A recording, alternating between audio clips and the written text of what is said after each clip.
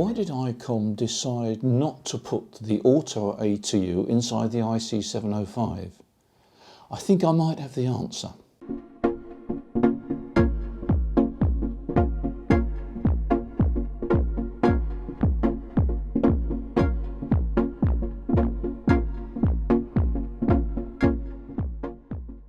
Hello and welcome to the Waters and Stanton video channel. My name is Peter Waters and my amateur radio call sign is Golf 3 Oscar Juliet Victor. I'm glad you could join me.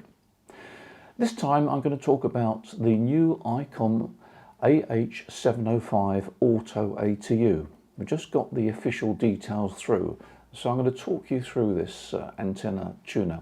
A lot of people have said, why didn't Icom build the Auto ATU inside the IC-705? Well, I think if you watch this video, you may get a clue as to why they decided to make it an external unit.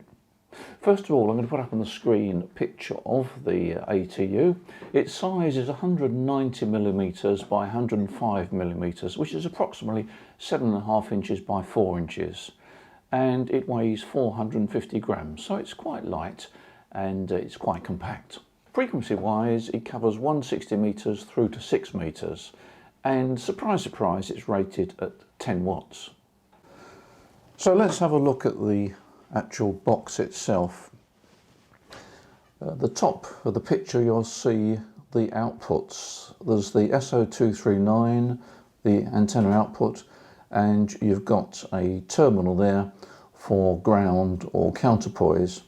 And then below you've got BNC, which is the connection between the ATU and the IC-705. You've also got a socket there which is covered at the moment for the control cable, and another socket which is for 13.8 volts DC. So it would seem that the AH705 is designed solely for the IC-705 because it does require a control cable, and that's included in the box. The unit itself can be powered in two ways. It can be powered by internal AA cells, two AA cells, which gives you 3 volts out, or an external supply of 13.8 volts. Now, it's rather strange to have an internal supply of 3 volts and an external supply of 13.8 volts.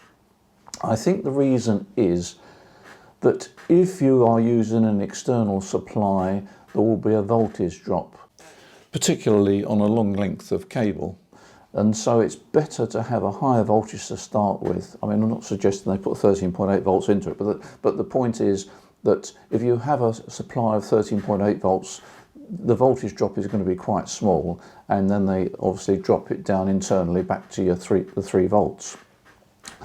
The antenna tuner uses latch-in relays, and that's good news because it means to say that the tuner really is only drawing power when it's actually tuning. They say it takes about 3 seconds to tune, can take up to 15 seconds. So I guess that 15 seconds is absolute maximum. When the unit is not tuning, it draws about 1 milliamp. So I would say that the battery is almost a shelf life in the unit. Apparently it draws 30 milliamps when it's tuning, but it's only for a few seconds. So I think we can say quite safely that the battery life inside the 705 is going to be quite lengthy. And I think in most cases probably you'll opt for the internal AA cell. Now they do make the point that the ATU will not handle a half wave end fed. In other words, that's the highest impedance you're likely to get. If you have a half wave length of antenna, you're going to get a very high impedance at the feed points. So in effect what they're saying is don't use a half wave or multiples of half wave on the frequency you're going to operate, because probably the ATU won't handle it. We'll come back to that a bit later. The other thing that they say, quite interestingly I think, is that on 160 meters the minimum length you need in order for the ATU to tune is 30 meters, which sounds quite a long length of wire. On the other hand, 80 meters up to 6 meters, you need a length of wire which is at least 7 meters long. Now that's quite a big difference between the 80 to 6 metres and the 160 metre spec.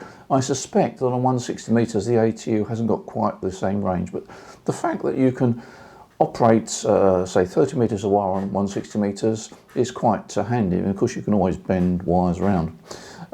For the other bands, 80 up to 6 metres, the specification is just 7 metres long. So if in fact you can actually resonate a 7 metre length of wire on 80 metres, it's quite an achievement. I know from my personal experience that the Elecraft T1A, the little ATU, which is similar principle to the IC-705, to the AH-705, but somewhat smaller, that would struggle on 7 metres of wire on 80 metres. So if Icom have achieved that, that you can tune a 7 metre length of wire on 80 metres, they've done extremely well.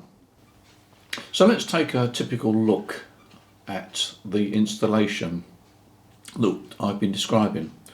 We've got here on the screen the IC-705, and you've got the black cable going from the 705 to the BNC socket on the ATU. The grey cable represents the control cable. You've got the vertical coming out the top, which is the wire aerial, and then you've got the ground terminal, which I've shown currently connected to earth, but I think in practice that would just be a sort of length of wire radial laid on the ground. Icom show a shot in their leaflet of the AH-705 clipped to the rucksack. But here comes the interesting bit. This is the bit that gives me reason to believe why Icom made the decision not to put the ATU inside the transceiver. I think they probably quite rightly imagined that this was going to be used as a portable radio, and they wanted to make the ATU as versatile as possible. So I'm going to put up on the screen now a shot again from the Icom leaflet showing an outside arrangement for this ATU with antenna, and you'll see it's actually in the air. Now, how can you have the ATU up a mast with only 2 metres of wire or 2 metres of cable supplied by Icom? Well, the answer is that there is an optional kit which comprises 2 5-metre lengths of cable. One is the BNC connection with the coax feeder from the IC-705 to the ATU, and the other one is the control cable. So you can have these 2 cables to provide the necessary extension to reach the mast. I mean, in this case it's be a mast of 4 or 5 metres or a tree or whatever. But anyway, there is that facility, and let's just talk about this arrangement.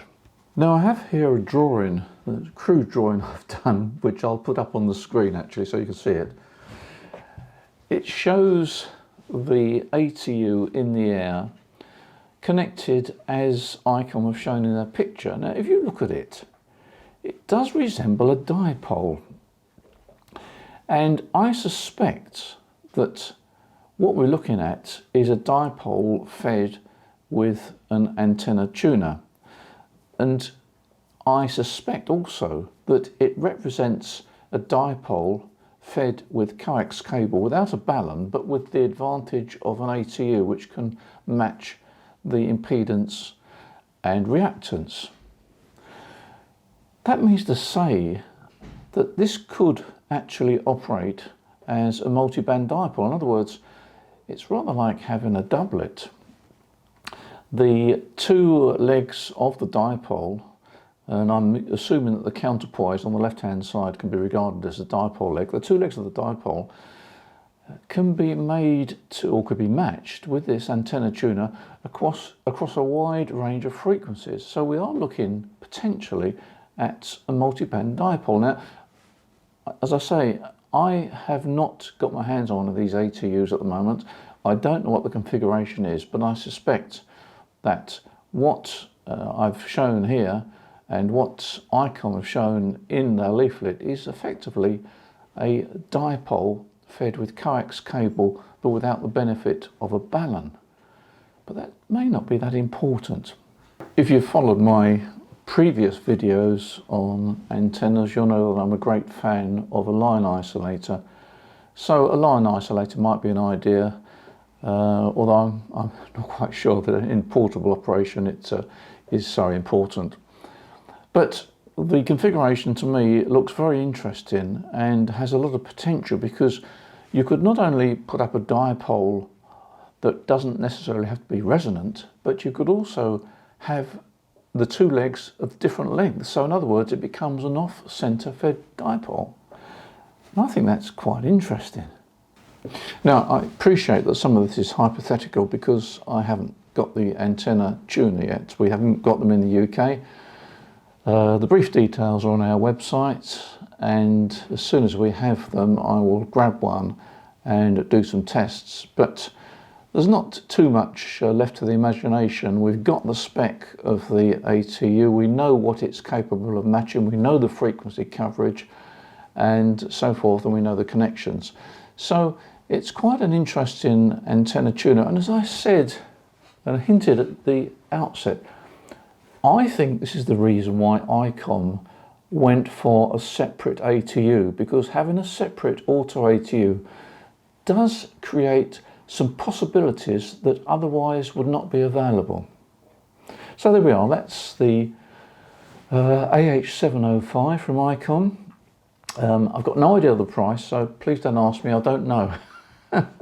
I wish I did, because it would save a lot of questions, but I don't at the moment.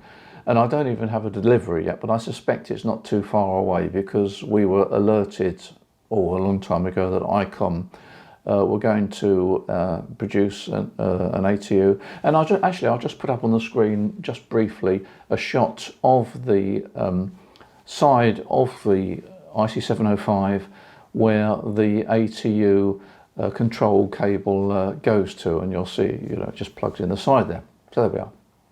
Okay, well, I hope you've enjoyed this video. I hope it's been informative. I know I've done a couple of videos recently with a spy flavour, but this one is definitely straight down the line, a new Icom product.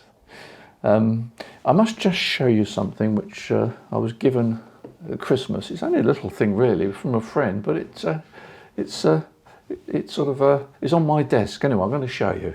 It's a mouse mat, and this is a picture of me at Old Warden in Bedfordshire about 2 years ago.